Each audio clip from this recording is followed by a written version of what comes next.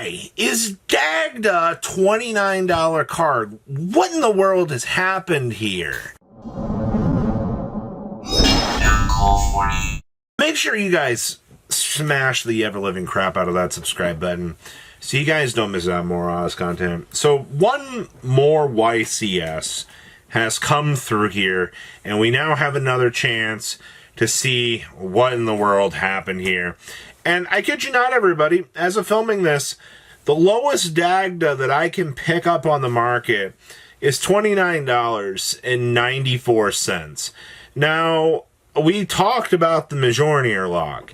I never thought in like any real practicality it would explode, but here we are, man. Now your format of degeneracy is just anything Mitsurugi. It's board wipes, rebuild your board, or just lock your opponent out of playing the game. The three most toxic elements of modern era Yu-Gi-Oh! But good for this. Good for Dagda.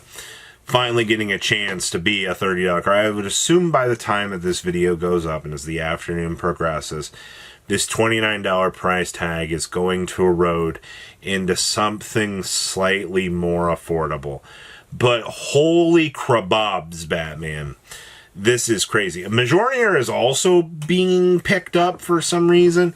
The crazy thing about Mjolnir is, like, this is a card that you only really need one of, people. You're not really seeing this card. I'm not playing triple Mjolnir in anything. Like, I barely want to play one of these things because we got to give it to the opponent. But this is the exact same thing that we were seeing with the Gimmick Puppet Lock a long time ago. You give your opponent the Gimmick Puppet Lock off of Albion, and they don't get the chance to play the game because you've now supplementally locked them out of making progression towards their game state board. And it's just BS that we have these tools and the opportunity to do so. Hey, Konami, I don't work for you, but I'm telling you how to fix your game. It's pretty apparent right now. Noroi. Now, if you're actually very shocked about seeing K9 Noroi go up in price, we all kind of had a feeling that Noroi would start to see crazy numbers. Now, Noroi, as of filming this, I mean, is about $25 a copy. Now, is that much different than where it was? I mean, the lowest point that they were at was like $16 to $17. These are not, it's not a crazy spike up. It's just one of those situations. It's like, yeah, I get it. It's, had I bought them early, I got rewarded for it, but you've also got to paint the longer term picture here. You know, will Noroi stay this high? I mean, the Vanquished Soul Holy Sue didn't stay that high forever. You know, obviously there was a ban list involved with the destruction of that card, but, you know, we're left in a situation where I do think Noroi will kind of erode. The problem here, though, is this is one of the best normal summons that you want to toss out, because it special summons out another canine monster, which it doesn't negate the effect. It would be a different story if it negated whatever you special, but the problem is Noroi turns into another card that searches for another card that extends, which then you take the two that you've already summoned, overlay together to get another search. He himself leads to an inevitable chain of craziness, and because you are pulling all of these different cards off of one card that leads into a potential plus. You know what? I don't even want to do the math right now. It's too late at night. I haven't slept enough to do the math, but I can tell you there's a reason why Noroi is going up in price, because Chris Strong Canine played it, and I mean, all these other decks are choosing to play it too. But I mean, I digress. It's another supplemental piece that allows the Mjolnir lock a real opportunity to kind of shine here. So, you know what? I got to give him a little bit of credit for that. I also have no idea. Oh, yeah, we know. Rescue Ace Impulse being such an expensive card right now is hilarious. I'm kidding you not, people. There's like listings floating about $10. People have been relisting these because they're like, why is Impulse so much money? It's because right now, Impulse and Fire Attacker are great candidates of, you know, cards for you to be trying out in Genesis format. It's a situation that you're just like, oh, this is free. You know, we can actually use this to deck thin out, get an extra body on the field. And I agree with you. I think Impulse and Fire Attacker are fantastic additions to Genesis format. If you actually are questioning, is Genesis format actually taking off? The answer is yes. Yes, it is. Genesis format, and I still got people that are kind of like, is this real? Yeah, it is. This old format has been doing great. I've seen it's revitalized the interest in so many players. And what you now are seeing here is this crazy, tech choice that gets you further into the deck and finds you those options. Will Impulse and Fire Attacker eventually cost cards? I mean, they are hand traps. There's no ifs, ands, or ifs, ands, or buts about it.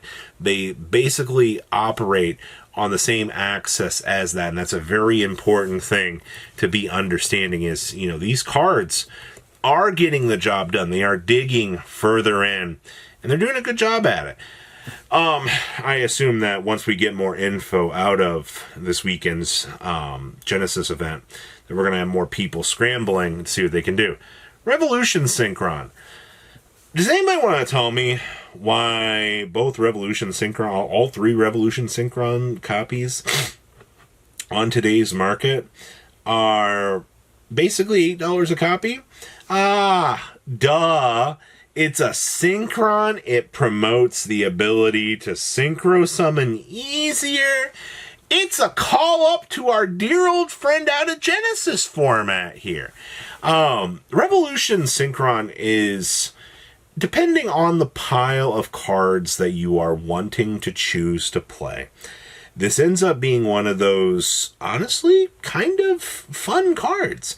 I like to promote the idea that, if you want to play these synchro pile decks, or if you're just kind of looking for an extra tool along the way, Revolution Synchron just kind of checks all those marks. Especially in Genesis format, you are going to have those players that do want to make the unga bunga big synchro boards. You as a player are going to have to kind of understand that, in Genesis format, it's going to be all sorts of creativity and all sorts of, wildlife of the scope of Yu-Gi-Oh players here wanting to try things out. So I'm not surprised to see a card like Revolution Synchron actually gaining major traction right now. Actually, I'm more excited to see that this is a positive case here, and we are really, getting some takeoff and inertia from this. That being said, though, other synchro cards you might want to keep an eye on. Obviously things like tuning, and also, we do have the Yusei deck coming out here in the near future. So that's another reason that we're probably seeing impact on Revolution Synchron going up in price, because card ends up just being one of those staple cards you're like, oh hey, we can work with this. And then we have the Dogmatika Fleurdelis, the Thunderbolt. We've talked about this card fundamentally so much at this point that I don't know why people are really surprised about the concept of seeing this come out. Because the fact that you have a card that allows you access to Dogmatika Punishment is very ingenious on Konami's behalf. And, Genesis format just kind of lets you slot this on into the toolbox of stuff you've got. And not in a bad way. This is just another tool for you to work with and be able to try to counter the meta in your own way. You'll have to understand that, power cards like this end up being, in my opinion, very, very good for the game. And obviously the Starlight Rare has been the one that's been kind of turning over. People see cheap opportunities and they're going to jump at them. It's always going to be the case. And especially since Genesis format, and even maybe a little bit of modern era Yu-Gi-Oh! Is kind of, stapling up. You've also got to remember, we do have the Albaz deck coming out this month. And because of that, you got people that do want to have the Fleurdelis possibly for the interactions that it brings to the table here with this. So I like that. I think that's a pretty good consideration of things that you've got going on here. Yeah, this game is absolutely abysmal right now. I didn't think this was going to degenerate as quickly as it did, but it has. So please, leave a comment down below. Tell me what you guys think. I'll see your beautiful faces back here in a day, guys. Patrons! Thank you.